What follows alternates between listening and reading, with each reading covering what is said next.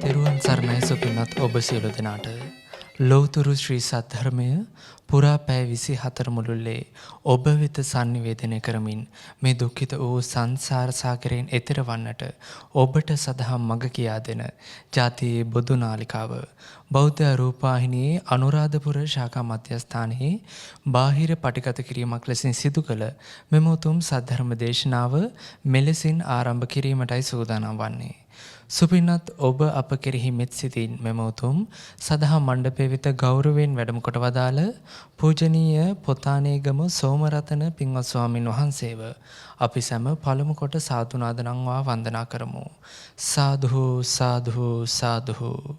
පින්වත්නි, මෙම උතුම් සද්ධර්ම දේශනාව වෙනුවෙන් තම සදැහැති දායකත්වය ගැන කටයුතු කරනු ලබන්නේ ඇත්නාවල වරකාපොළ ලිපිනෙහි පදිංචිව සිට තෙමසකට පෙර පරලෝ සැපත් කමල් දේශප්‍රිය කුරේ මහතාගේ බිරිඳ ගරුමුණී කල්යාණි අබේරත්න පුතා ප්‍රමුදිත දේශප්‍රිය කුරේ මනුමිත දේශප්‍රිය කුරේ ඇතුළු නෑදෑ හිත මිත්‍රාදීන් පින්වත් පිරිස විසිනි. එසේනම් ඔබ අප කෙරෙහි මෙත් සිතින් මෙම උතුම් සද්ධර්ම දේශනාව ආරම්භ කිරීමට ගෞරවනීය ස්වාමින් වහන්සේට සාදු නාද නංවා ආරාධනා කරමු. අවසරයි ස්වාමින් වහන්ස. සාදු සාදු සාදු. සමන්ත චක්කවාලේසු අත්‍රා ගච්ඡන්තු දේවතා සද්ධම්මං මුනි රාජස්ස සුනන්තු සංඝ මොක්ඛදං ධම්ම ශ්‍රවණ කාලෝ අයං බදන්තා ධම්ම ශ්‍රවණ කාලෝ අයං බදන්තා ධම්ම ශ්‍රවණ කාලෝ අයං බදන්තා. නමෝ තස්ස භගවතු අරහතෝ සම්මා සම්බුද්දස්ස. නමෝ තස්ස භගවතු අරහතෝ සම්මා සම්බුද්දස්ස. නමෝ තස්ස භගවතු අරහතෝ සම්මා සම්බුද්දස්ස. වාරිජෝ තලේ කිත්තෝ ඕකමෝකත උම්බතෝ පරිප්පන්දති තං චිත්තං මාරදෙයං පහතවේ. සාදු සාදු සාදු. කාරුණික වාසනාවන්ත පින්තුනි, අදත් බෞද්ධ මාධ්‍ය ජාලයේ බෞද්ධ රූපවාහිනියේ මේ මොහොතට නියමිත ධර්මානුශාසනාවයි මේ සිද්ධ කරන්නට බලාපොරොත්තු වෙන්නේ. මේ උතුම් ධර්ම දේශනාව සඳහා ඇත්නාවල වරකාපොළ ලිපිනෙහි පදිංචිව සිට තෙමසකට පෙර මිය ගියපු කමල් දේශප්‍රිය කුරේ මහතාගේ බිරිඳ ගරුමුණි කල්යාණි අබේරත්න පුතා ප්‍රමුදිත දේශප්‍රිය කුරේ මනුමිත දේශප්‍රිය කුරේ ඇතුළු නෑදෑ හිත මිතුරන් සියලු දෙනාම එකට එකතු වෙලයි මේ උතුම් පින්කම සිද්ධ කරනු ලබන්නේ. එහෙමනම් පළමුවෙන්ම මේ උතුම් පින්කම සිද්ධ කරන බිරිඳ දරුවන් ඇතුළු කොටගත් සියලු දෙනාටම පින් දෙනවා, ආශිර්වාද කරනවා. තමන්ගේ සියලු කටයුතු ਸਰවපකාරයෙන්ම සාර්ථක භාවයට පත්වේවා. නිරෝගී භාවයෙන්ම සැලසේවා කියන උතුම් ප්‍රාර්ථනාව. එහෙමනම් තමන් බලාපොරොත්තු වෙන මේ ගියපු ඇත්තන්ට පින් අනුමෝදන් කරන්නට වගේම අපි හැමෝටම මේ එකතු කරගන්න සියලුම කුසල් සියලුම පින් සංසාරික දුකින් අත මිදී ලබන උතුම් මහා මහ නිවන් අවබෝධය සඳහාම හේතු වාසනාම වේවා කියන උතුම් ප්‍රාර්ථනාව හදවතින් ඇති කරගෙන ධර්මානුශාසනාව කෙරෙහි සිත යොදවන්න.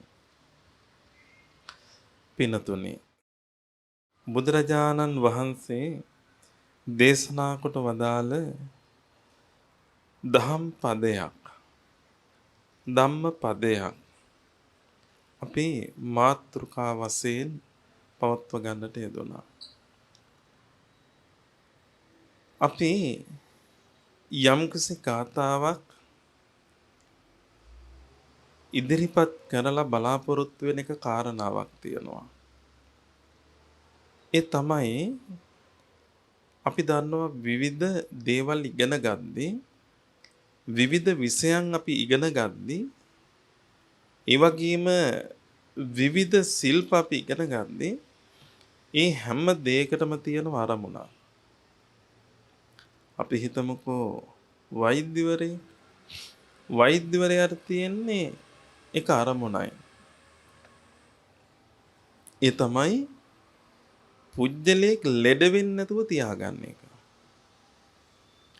දෙවෙනි අරමුණ බවට පත් වෙන්නේ ලෙඩ වුණාට පස්සේ බෙහෙත් ටිකක් කරන එක. ඒ වගේ විවිධ ශිල්ප ක්‍රම තියෙනවා. අධ්‍යාපනික වශයෙන් අපි ගණිතය සිංහල යනාදී වශයෙන් දරුවෝ හැටියට ඉගෙන ගන්න පිරිසක් තියෙනවා. මේ හැම දෙයක්ම ඉගෙන ගන්න අපිට අරමුණක් තියෙන්න ඕනේ. අරමුණක් නැත්තම් ඒක සාර්ථක අධ්‍යාපනයක් බවට පත් වෙන්නේ නැහැ. මම මේ කාරණාව කිව්වේ අපිට විවිධ දේවල් අපි ඔළුවට ගෙනල්ලා දානවා. අපි හිතමුකෝ සිංහල කියලා. එහෙනම් මේ සිංහල අපේ ඔළුවට දැම්මේ ඇයි? අපි හිතමු පාලි කියලා. පාලි අපේ ඔළුවට දානවා. ඒ වගේම විද්‍යා විෂයන් අපි ඔළුවට දානවා. අපි ඔළුවලට ඔක්කොම පුරව ගන්නවා. ඒ සියල්ල පුරව ගත්තට පස්සේ ඊගාවට අපි මොකද කරන්නේ? ඒ ඔළුවට දාගත්ත එක අපි පෙළගස්සගෙන ඉස්සරහට හරිනම් යන්න ඕනේ. දැන් එහෙම යනවද? එතන ගැටලුවක් තියෙනවා. ඒ වගේ ලෝකේ දර්ශන තියෙනවා.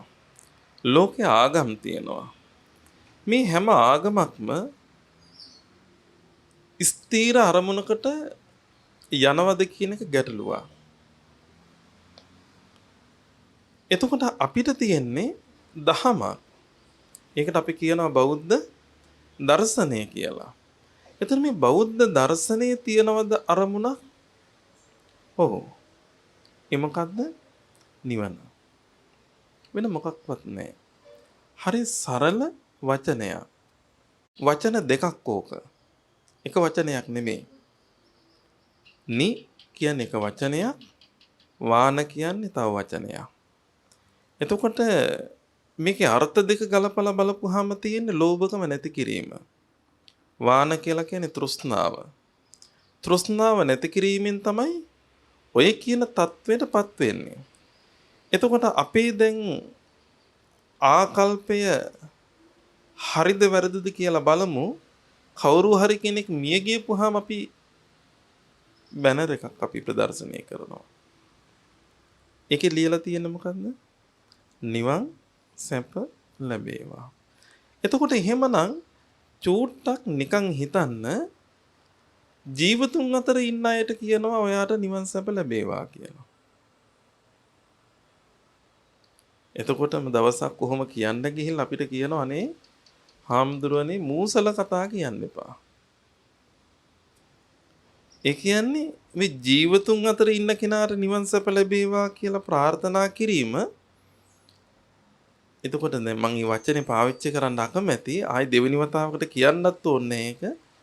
එතකොට දැන් අපි තුල තියෙන යම් අවබෝධයක් නේද? අපි හැමෝම අඩුම තරමින් මලක් පහනක් දානයක් කටිනයක් පන්සලක් බුදු පිළිමයක් මේ මොනම දේ කරත් අපි අවසානයේදී කියන්නේ ඉමිනා පුඤ්ඤ කම්මේන මා මේ බාල සමාගමු සතං සමාගමෝ හෝතු.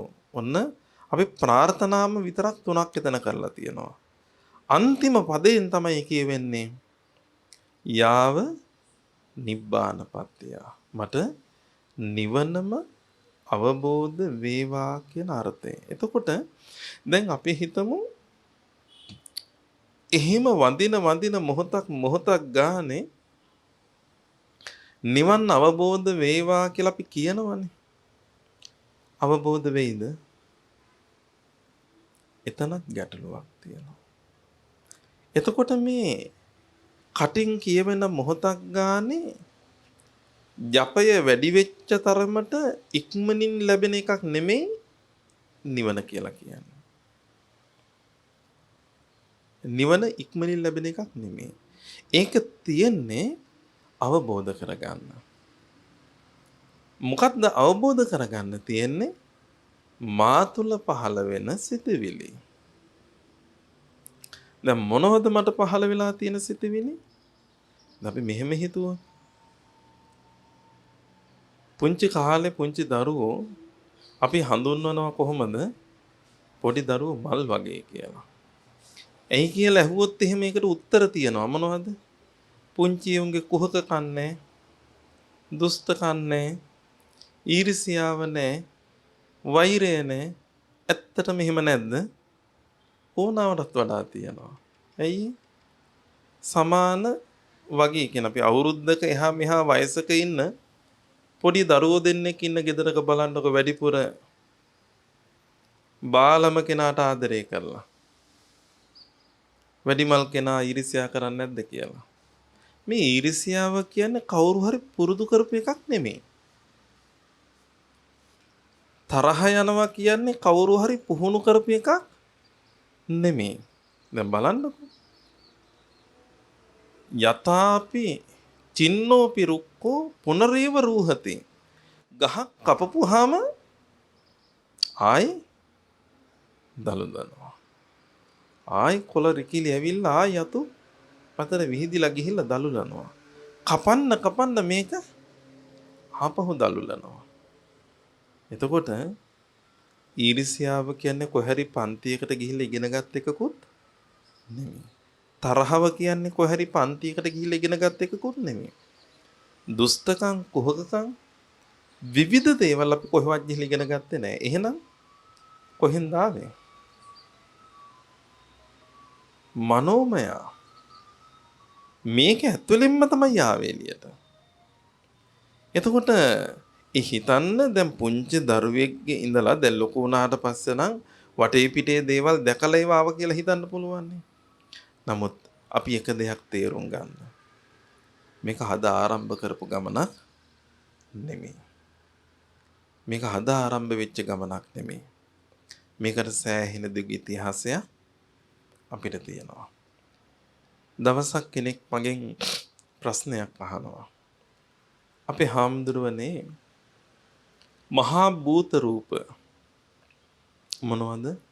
පඨවි, ආපෝ, තේජෝ, වායෝ. මේ මහා භූත රූප ටික එකතු වුණාට පස්සේ තමයි පුජ්‍යලෙගේ නිර්මාණය ගැන කතා කරන්න කියලා. ඒ ටික නැති කරාට පස්සේ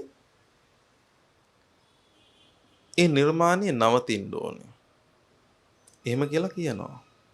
අපි නිකන් හිතුවොත් එහෙම මේ අපි ඉන්න ගොඩනැගිල්ලක් ඒ ගොඩනැගිල්ල ඇතුළ පඨවි ආපෝ තේජෝ වායෝ කියන සතර මහා භූතයන්ගේ එකතුව. නිකම්ම මේ කොන්ක්‍රීට් කණුවක් හැදුනේ නැහැ. ඔය කොන්ක්‍රීට් කණුවට වතුර අවශ්‍ය වුණා, හුළඟ අවශ්‍ය වුණා, උණුසුම අවශ්‍ය වුණා, ශක්ති සම්පන්න දේවල් අවශ්‍ය වුණා. අපි හිතමු මෙටල් වගේ දේවල් නේද? ඒව ඔක්කොම එකතු වුණාට පස්සේ හරි අපූර්ව ස්තම්භයක් අපිට හැදිලා තියෙනවා. හැබැයි ඒකට කතා කරන්න පුළුවන්ද? බෑනේ. ඒකට කතා කරන්න බෑ. එතකොට එහෙනම් මේ ගොඩනැගිල්ලෙත් සතර මහා භූතයෝ ඉන්නවා. කතා කරන්න බෑ. ඒ වගේ මේ බුදු පිළිම වහන්සේලා නෙළුවත් සතර මහා භූතයෝ ඉන්නවා. හැබැයි බුදු පිළිම වහන්සේට කතා කරන්න බෑ. එතකොට එහෙනම් මේ gedaraක නැති අපිට තියෙන තව දෙයක් තියෙනවා. ඒ මොකද්ද? කාරණා කීපයක් තියෙනවා. මේ කෙටියෙන් මේක කියන්න ඕන හින්දා එකක් විතරක් කියන්න විඥානය කියලා. විඥානය. විඥානයේ තියෙන්නේ කොහෙද? විඥානය කියන්නේ මොකද්ද? කොහේ හරි අල්ලගන්න පුළුවන් එකක්ද? කොහේ හරි නතර වෙලා තියෙන එකක්ද? හිත තියෙන්නේ කොහෙද? පපුවේ තියෙන්නේ. පුළුවන් ද එහෙම කියන්න? හිත තියෙන්නේ ඔළුවේ. එහෙම කියන්න බෑ.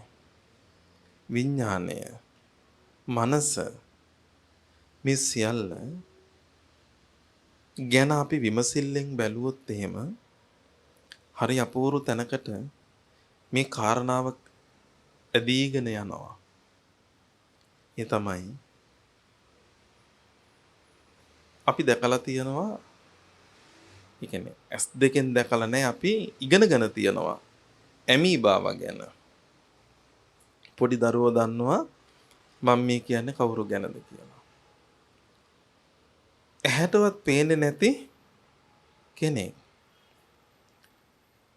හැබැයි මේ ඇමීබාව වර්ධනය වෙලා තමන්ම දෙකට කැඩිලා තමන්ව නිර්මාණය කරගන්නවා.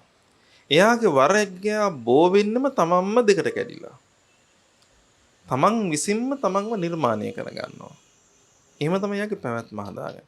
කොච්චර පුංචි වුණත් ඒ වගේ ඊ타ත්ම පුංචිම පුංචි පරමාණුවකටත් වඩා පුංචි තැනකින් ආරම්භ වෙච්ච අද මේ භෞතික ශරීරය මිනිස්සු හැටියටපත් වෙලා තියෙනවා, දෙවිවරු හැටියටපත් වෙලා තියෙනවා, බ්‍රහ්මයෝ හැටියටපත් වෙලා තියෙනවා. ඒ වගේම ඊගාවට ගත්තහම තිරිසන් සත්තු හැටියට, තවත් පැත්තකින් ගත්තහම අපායවල වල ජීවත් වෙන හැමෝමත් ගත්තාම සංවර්ධනයක් ඇවිල්ලා තියෙනවා. මිනිසා මේ විදිහට නිර්මාණය වෙලා දියුණු මට්ටමකට ඇවිල්ලා තියෙනවා. මෙන්න මේක තමයි මට කියන්න උවමනාවනේ. මේ දියුණු මට්ටමට ආපු කෙනා මෙච්චර සංවර්ධනයක් තුලින් මෙච්චර දිගු ගමනකට යන්නට මුල පිරුවා නම් එතනට මුල පුරන්න පළවෙනිම හේතු සාධකයේ බවට පත් වෙන්නේ විඥානය. එහෙනම් විඥානය කොහෙද තිබෙන්නේ? විඥානයේ තිබ්බ තැනක් අපි දන්නේ නැහැ. හැබැයි විඥානයේද ක්‍රමානුකූලව ටිකෙන් ටික ඇවිල්ලා අද මේ මට්ටමට ඇවිල්ලා තියෙනවා.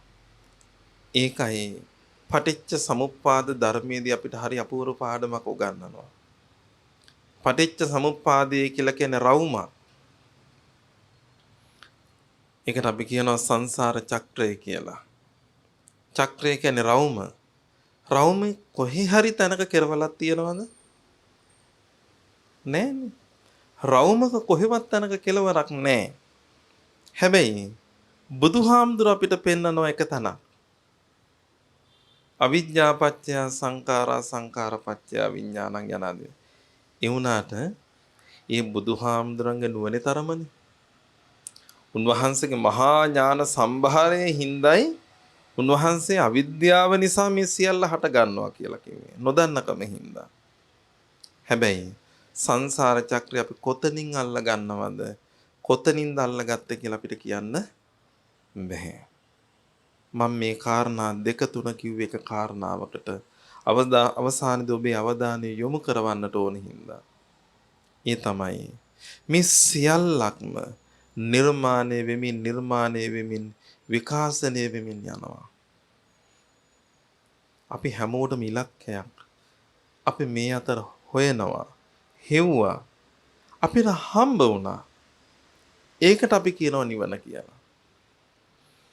අපි එක පැත්තකින් ගත්තාම මේක දුකයි දුකයි දුකයි දුකයි කියලා කිව්වා. හැබැයි දුකෙන් මිදෙන්න අපි උත්සාහ කරලා තියෙනවද? ආපහු ගැටලුවක් තියෙනවා. පළවෙනි දරුවා බිහි කරද්දී අම්මා හිතනවා ආයි නම් මට දරුවෝ එපා කියලා. ඒ තරම් වේදනාවක් විඳිනවා.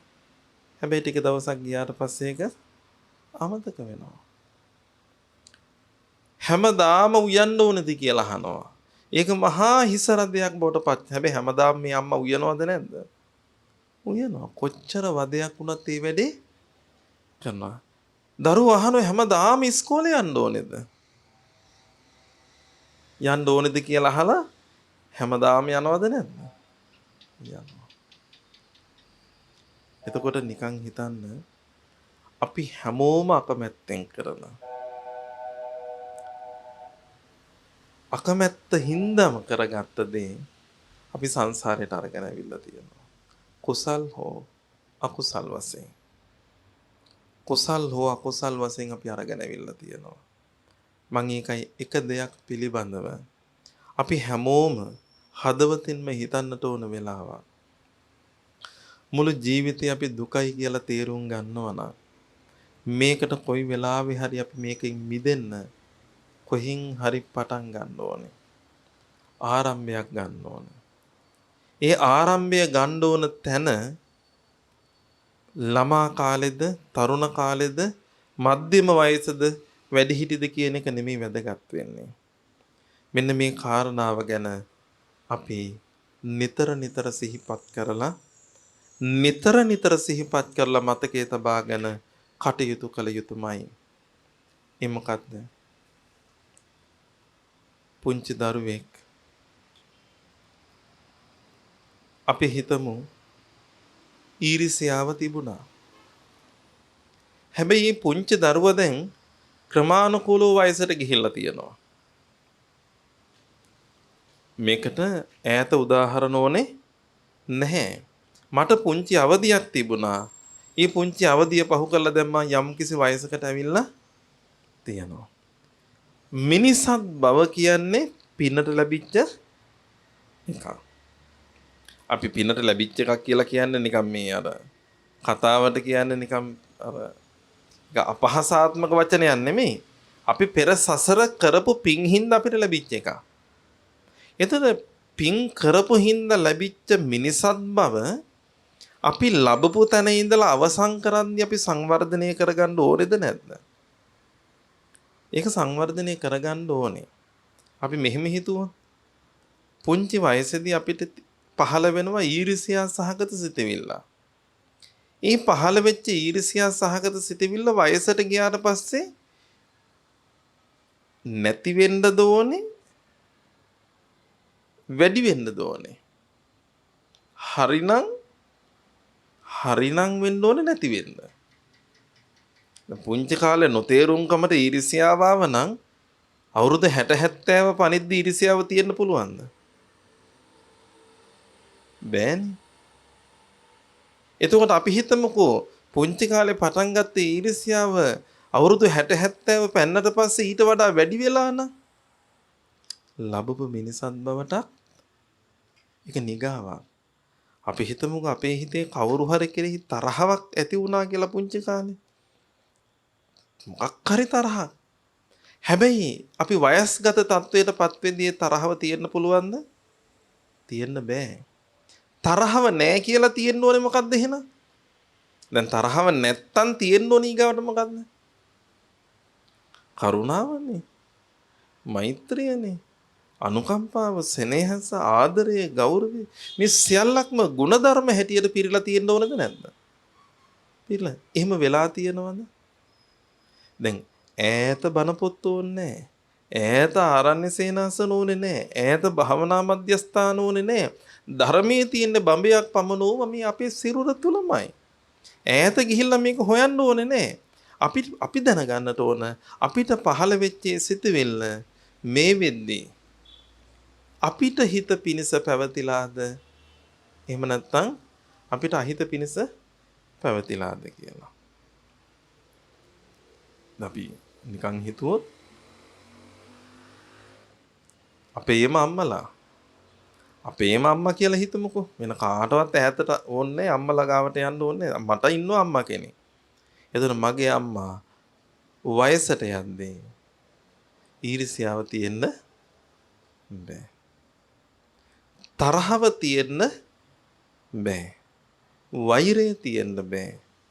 ක්‍රෝධය තියෙන්න බෑ. දුෂ්ටකම තියෙන්න බෑ. එහෙම තිබුණොත් මොනවා වෙයිද? අයන්නයි ඊගව අකුරු දෙක තමයි පාය කියලා කියන්නේ. ඒ කියන්නේ පාය කියලා කියන්නේ ආලෝකය. එකට අයන්න දාපුවාම ඒක නැති වෙලා යනවා. ආලෝකේ නැති තැන අපාය. ආලෝකේ නැති තැන තමයි අපාය කියලා කියන්නේ. දැන් එහෙනම් අපි යන්න ඕනේ සුදුසුම තැන කොහෙද? අපායට. මතක තියාගන්න. ඔබ මම අම්මා වුණත් තාත්තා වුණත් හාමුදුරු කෙනෙක් වුවත් වැඩිහිටියෙක් වුවත් ගුරුවරයෙක් වුවත් කවුරුවත් මම සංවර්ධනය කරගෙන ඇවිල්ලා තියෙන්නේ උඩ ඉඳලා පහළට නම් මම යන්නේ එතනනොත් තව පහළටමයි අඳුරට. ඒ නිසායි අපි මේ ගමන ආරම්භ කරන්නට ඕන. ඒකට වයස් භේදයක් තියෙන්න බෑ. ඒකට කාල භේදයක් තියෙන්න බෑ. ඒකට අමුතුවෙන් දර්ශනයක් තියෙන්න බෑ. මේ හැම තැනක මේ දර්ශනය තියෙනවා. මම කියන්නේ ආන් එතනින් ආරම්භ කරන්නට ඕන. වාරි ජෝව තලේ කිත්තෝ. ඕක මෝකත උබ්බතෝ. අර මාළුවෙක් ගොඩට දැම්මට පස්සේ ඌ ගැහෙනවා එහාට මෙහාට. එහාට මෙහාට ගැහෙනවා. අන් ඒ වගේ කියලා කියනවා අපේ හිත. ඒ වගේ අපේ හිත. පරිප්පන්දිතං චිත්තං මාර දෙයයන් පහත වේ. මාරය අපිව පහලටම හෙලලා දානවා. අපි තුල සැලෙන බව තිබුණොත් සැලෙන බව තිබුණොත් ඒ කියන්නේ අපේ හිත සැලෙන්න විදිහක් තියාගන්න බෑ. ඒක ශක්තිමත් කරගන්නට ඕන. අපි මෙහෙම හිතනවා. ඕනතරම් දැකලා ඇද්දි. මැරෙද්දි පණ අදින අය. කෑ ගහන අය. තමන්ගේ දේවල් එළියට පිට කරගන්න බැරුව ඉන්න අය. ඕනතරම් දැකලා ඇති. හැබැයි තමන්ට දරුවෝ ඉන්නවා වෙන්න පුළුවන්. මුණුබුරු මිනිබිරියෝ ඉන්නවා වෙන්න පුළුවන්. මරණය කියන එකට මුහුණ දෙන්නේ රොත්ත පිටින් නෙමෙයි. තනියෙන්. රොත්ත පිටින් කවුරුත් මරණයට මුහුණ දෙන්නේ නැහැ. තනියෙන් මුහුණ දෙන්නේ. ආන්ගේ තනියෙන් මුහුණ දෙන්න තියෙන වෙලාවට මම මා තුල කොච්චර ශක්තිමත්ද? මා තුල කොච්චර ශක්තිමත්ද? මම මේ මරණයට සූදානම්ද? අපි නිකන් හිතුවොත් අපේ අම්මලා ඉස්පිරිතාලෙම බදු වරන්නේ තියෙන්නේ නේද? ඒ කියන්නේ අසනීපයි.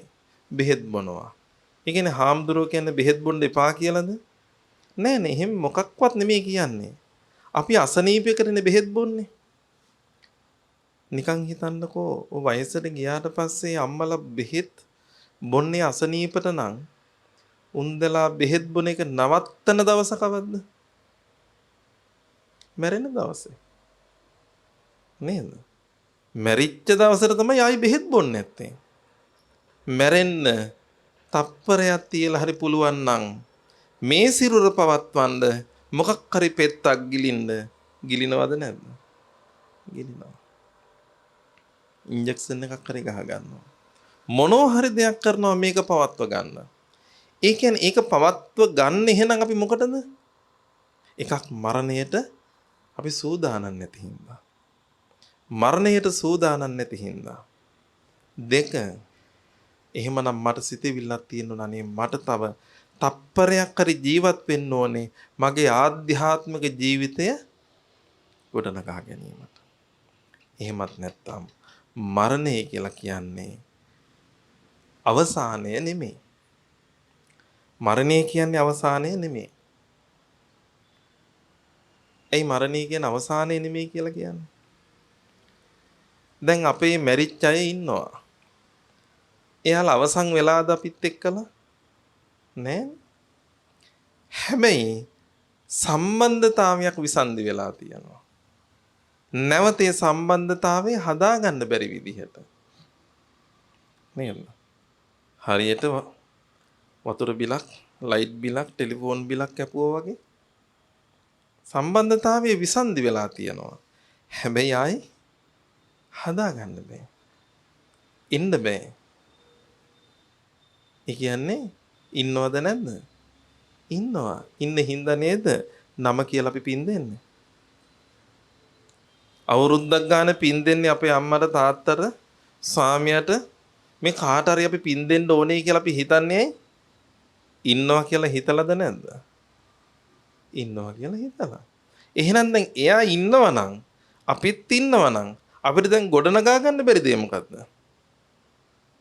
එයා ඉන්න තැනත් එක්කලා මම මේ ඉන්න තැනත් එක්කලා මේ දෙක එකට සම්බන්ධ කරන්න බැරි වෙලා තියෙනවා.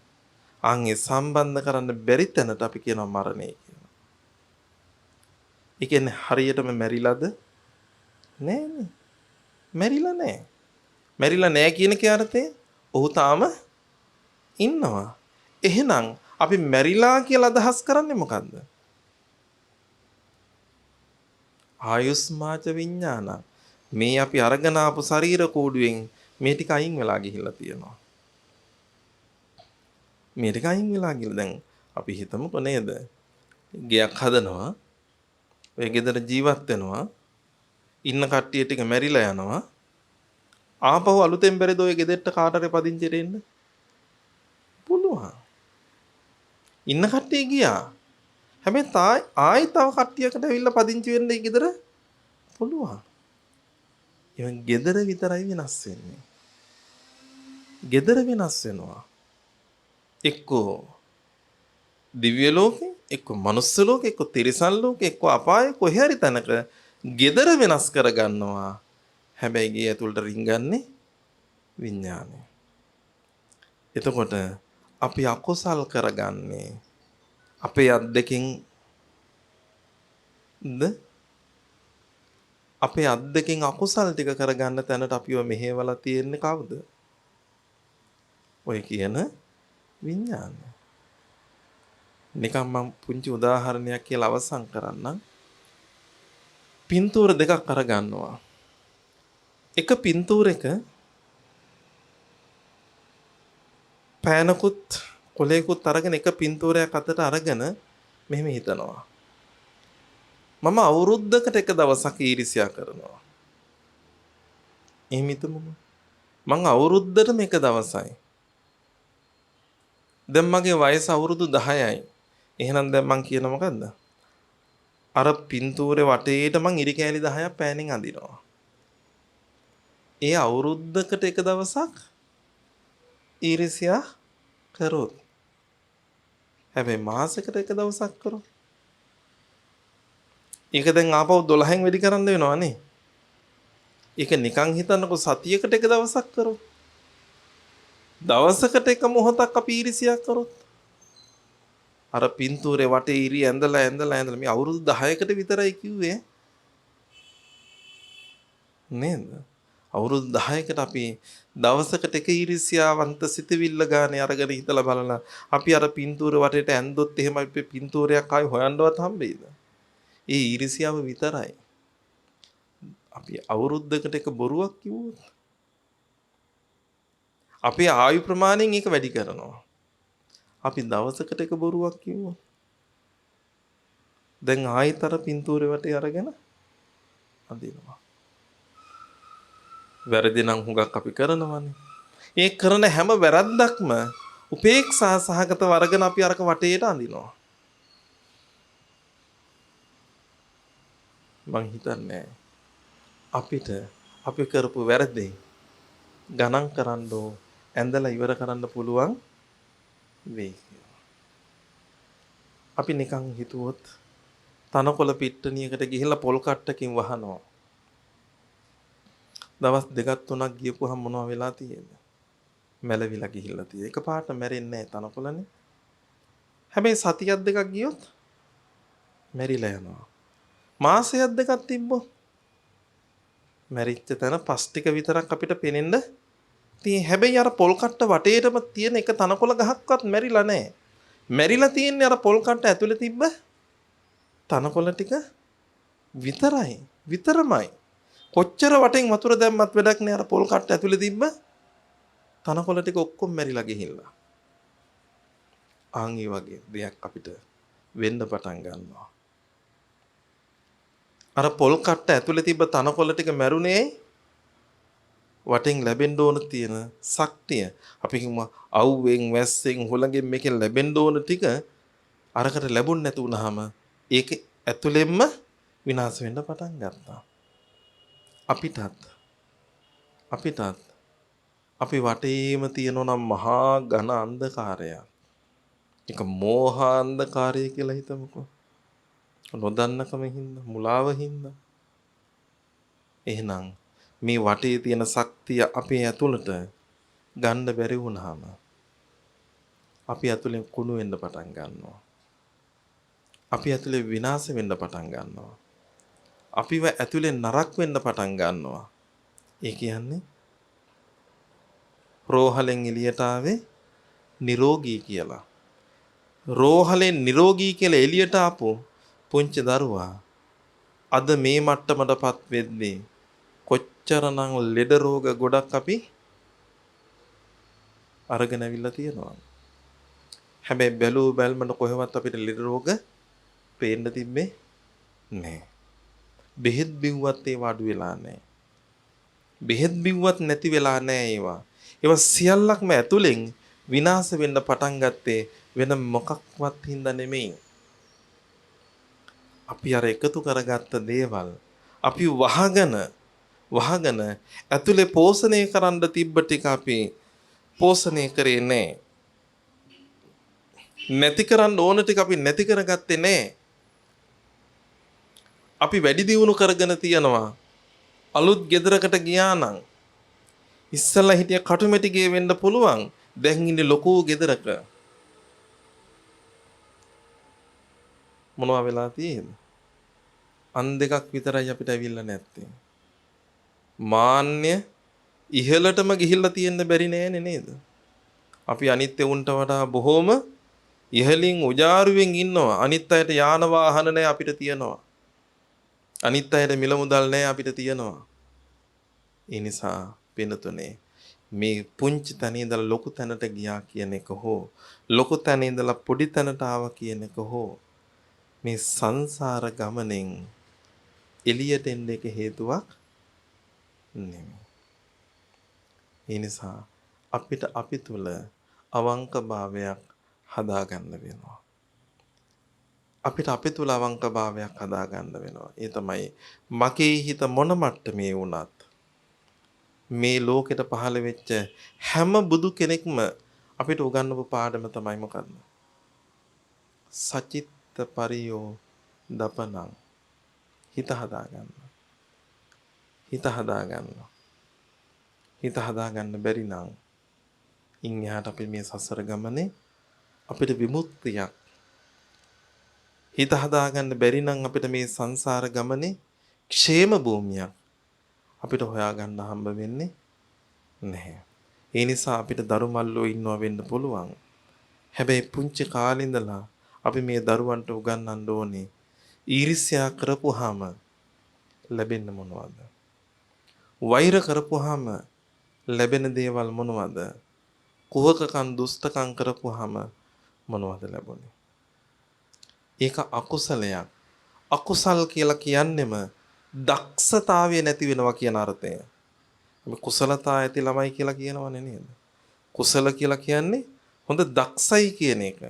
දැන් ලෝතර තථාගත බුදුහාමුදුරුවෝ කුල ભેදේ සැලකුවද? නෑ නේද? නෑ. හැබැයි පින පව බැලුවද නැද්ද? අල්ලපු වැටේ හිටපු චුන්ද සූකරව දැක්කේ නෑ වතුර ඉල්ලලා කෑ ගැහුවට. එහෙම නේද? දවස් 7කින් මැරුණට පස්සේ තමයි කතාව ආරංචි වෙන්නේ. දවස් 7කින් මැරුණට පස්සේ මේ මිනිස්සයා වතුර ඉල්ලලා කෑ ගහලා තියෙන්නේ. හැබැයි සුනීත සෝපාකට පින තිබ්බා. සුනීත සෝපාකට පින තිබ්බා. ලෝතර බුදුවරයෙක්ගේ හැකැටෙන්න. ඒ නිසා බුදුහාමුදුර කුල ભેදය නොසලකුවට පින පවණම් බැලුවා. සසර අටපිරිකරක් හරි පූජා කරලා නැති කෙනෙක් මහාන වෙන්න ඕනේ කිව්වනම් බලන්නේ කවදා හරි දවසක එහෙම එකක් පූජා කරලා තියනවද කියලා. නැත්තම් මොකද කියන්නේ? ගිහිල්ලා හොයාගෙන ඉන්න කියලා කියන්නේ. හැබැයි පින තිබ්බනම් ඒව මහාන මාගේ ශාසන බ්‍රහ්මචර්යාවේ හැසිරෙන්න කියලා උන්වහන්සේගේ දකුණු ශ්‍රී හස්තය දිගු කරලා කියද්දී ඉබේම හිස රැවුල් බෑවිලා 60 වයස් පිරුණු මහා තෙරුන් වහන්සේ නමක් වගේ පරිණත භික්ෂුන් වහන්සේ නමක් වගේ බුදුහාමුදුරු ඉස්සරහා පෙනී හිටිනවා. ඒ නිසා අපි හැමතැනකම අපිට පින වැදගත්. කුසල් වැදගත්. කුසලයේ කියලා කියන්නේ දක්ෂකම.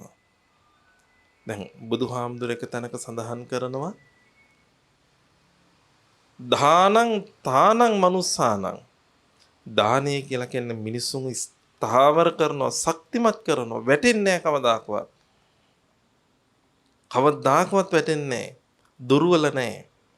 ඕන තැනකට යන්න පුළුවන් සිංහෙක් වගේ.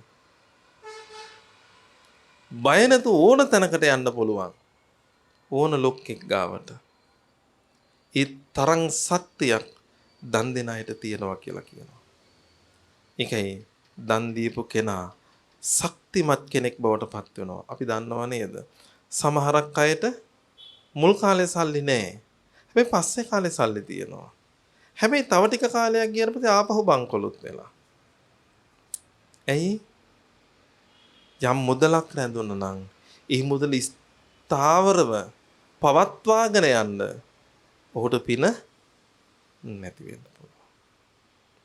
ඒ නිසා මිනිස්සෙක් ශක්තිමත් කරන්නේ කුසලයට එක්කලා. කුසලයට එක්කලා. ඒ නිසා පුංචි දරුවෙක් වුණත් අපි සත්‍යක්‍රියා කරනවා වුණ තරම් සත්‍යක්‍රියා කරනවා. මම මේ වගේ ගුණධර්මයක් මම රැකලා තියෙනවා. ඒක ඇත්තනම් මම බය නැහැ මරණයට මුහුණ දෙන්න. පුහුණු කරන්න ඕන එක දෙයයි ආංගික. මට මම කියන කෙනා සසරේ කොච්චර හරි ඇවිදිනවා වෙන්න පුළුවන්. හැබැයි මම සසරේ කොච්චර මරණය කියන දේවල් වලට මම මුහුණ දෙන්න මට සිද්ධ වුණාට ඒක තනකදිවත් මං දුර්වලයෙක් වෙන්නේ නැතුව ශක්තිමත්ව මරණයට මුහුණ දෙන්න පුළුවන් විදිහේ ආත්ම ශක්තියක් Tamanට ගොඩනගා ගන්න පුළුවන් විදිහට ජීවත් වෙන්න. දරුවෙකුට උගන්වන්න ඕන ওই ටික. දරුවෙකුට උගන්වන්න ඕන ওই ටික. අපි නිකන් කියනවා. අපි වයස්ගත තත්වයටපත් වෙද්දී කරුණාවන්ත නැත්තම් අපි වයස්ගත තත්වයටපත් වෙද්දී මෛත්‍රී සම්පන්න නැත්තම් ඉහ නිකට පැහැෙනකම් අපි සමාජයේ ඕන තරම් දේවල් අත්දැකීම් වශයෙන් අපි ගාව තියෙනවා නම් ඉව සියල්ලක්ම පාඩමක් හැටියට අරගෙන තමන් කොච්චර පිරිසුදු කෙනෙක් බවට පත් වෙන්න ඕනද නැද්ද? අපි දන්නේ නැහැ හරියට අපි හැමෝගෙම ඉරනම කොතනට යයිද කියලා. හැබැයි හරි පැත්තකට අරගෙන යන්න උත්සාහ කරොත් බැරි වෙන්නේ නැහැ. උත්සාහ කරොත් බැරි වෙන්නේ නැහැ. ඒ නිසා විවිධ පැතිකඩ තියෙන්න පුළුවන්. විවිධ පැතිකඩ තියෙන්න පුළුවන්. ඒ මොන පැතිකඩයක් ආවත් අපි තුල තියෙන්න ඕනේ හොඳ ශක්තිමත් බව. දැන් පුංචි දරුවන්ට හරි ප්‍රශ්නයක් තියෙනවා. මොකද්ද? ඉස්කෝලේ බුද්ධ ධර්මයේ උගන්වද්දි කියනවා සත්තු මරන්න එපා, මස් මාළු කන්න එපා, බිත්තර කන්න එපා පව්. සෞඛ්‍ය ගුරුතුමා ඇවිල්ලා කියනවා බිත්තර කන්න, මාළු කන්න, මස් කන්න එකම ඉස්කෝලේ එකම පන්තියේ දෙන්නෙක් ඇවිල්ලා දෙකක් උගන්වනවද නැද්ද? දෙකක් උගන්වනවා. ඒ උගන්වන එක්කෙනාගේ අදාළ විෂය හරිද වැරදිද? හරි. විෂය හරි වෙන්න පුළුවන්. හැබැයි යථාර්ථය ධර්මය කියන එක අපි හරියට තේරුම් අරගන්නට ඕන. විෂය ඕන තරම් තියෙනවා වෙන්න පුළුවන් නේද? දැන් අර එක මිනිස්සෙක් දෙයියන්ට පහන තියනවා. මේ මිනිස්සයා දෙයියන්ට කොච්චර පහන තියනවද කියනවනම් දෙයියෝ මාව ඇවිල්ලා බේර ගන්න ඕනේ. ගම් වතුර කර මිනිහව වෙලා. ටික ගම් වතුර වැඩි වෙද්දී කොච්චර වැඩි වුණාද කියනවනම් වහලේ මුදුනටත් දැන් නැග්ගා. දැන් ගේ උඩින් යනවා ගම් වතුර. මිනිස්සයා පහන පත්තු කරලා දෙයියන්ට කන්න ලව් කරනවා. අනේ දෙයියනි මාව බේර ගන්න. දෙයියෝ එන්න ඕනේ මාව බේර ගන්න. දැන් මිනිහගේ දනිස් දෙක උඩටත් දැන් වතුර. ඉනගාවටත් වතුර. ඔය අතරතුර චූරි බෝට්ටුවක් එනවා. මේක දාගෙන යන්න. හැබැයි මේ මිනිස්සයා නගින්නේ. ඇයි ලස්සන රැස් විහිදවාගත්ත දිව්‍යමය ආභරණ වලින් සුසැඳි දෙවි කෙනෙක් ඇවිල්ලා තමන්ව බේර ගන්නකම් දෙයියන්ට කන්න ලව් කරනවා. තව ටික වෙලාවකදී ඊට වඩා ටිකක් ලොකු බෝට්ටුවක් එනවා. ඒත් මේ මිනිහා නගින්නේ. තව ටික වෙලාවක් යන්නේ තවත් එකක් එනවා. ඒත් නගින්නේ. දැන් නහයට උඩින් වතුර ගිහිල්ලා ඉවරයි. මැරෙනවා. හැබැයි අවසාන මොහොතේ කරේ මොන වගේ එකක්ද? පහනක් පත්තු කරපු එකන්නේ. හොඳ වැඩක්. ඒ කරපු හොඳ වැඩේ මිත්‍යා දෘෂ්ටිකද සම්‍යක් දෘෂ්ටිකද කියන එක නෙමෙයි වැදගත් වෙන්නේ මෙතන. මොකද හිතන්න එපා දිව්‍ය ලෝක කියන්නේ බෞද්ධයෝ විතරයි පන්සල් හදපු අය විතරයි කියලා නෑ. කතෝලික මිනිස්සුත් යනවා දිව්‍ය ලෝකේ.